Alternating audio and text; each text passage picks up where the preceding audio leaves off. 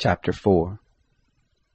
Now when Mordecai knew all that was done, Mordecai tore his clothes, and put on sackcloth with ashes, and went out into the midst of the city, and cried with a loud and a bitter cry. And he came even before the king's gate, for none might enter in within the king's gate clothed with sackcloth. In every province, wherever the king's commandment and his decree came, there was great mourning among the Jews, and fasting, and weeping and wailing, and many lay in sackcloth and ashes. Esther's maidens and her chamberlains came and told her, and the queen was very grieved. And she sent clothing to clothe Mordecai, and to take his sackcloth from off of him, but he didn't receive it. Then Esther called for Hathach, one of the king's chamberlains, whom he had appointed to attend on her, and charged him to go to Mordecai, to know what this was and why it was.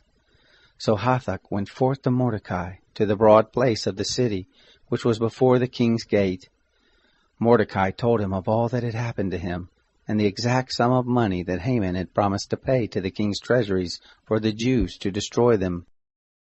Also he gave him the copy of the writing of the decree that was given out in Shushan to destroy them, to show it to Esther, and to declare it to her, and to charge her that she should go into the king, to make supplication to him, and to make request before him for her people.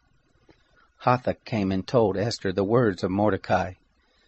Then Esther spoke to Hathach, and gave him a message to Mordecai, saying, All the king's servants, and the people of the king's provinces, do know, that whoever, whether man or woman, shall come into the king into the inner court, who is not called, there is one law for him, that he be put to death, except those to whom the king shall hold out the golden scepter, that he may live.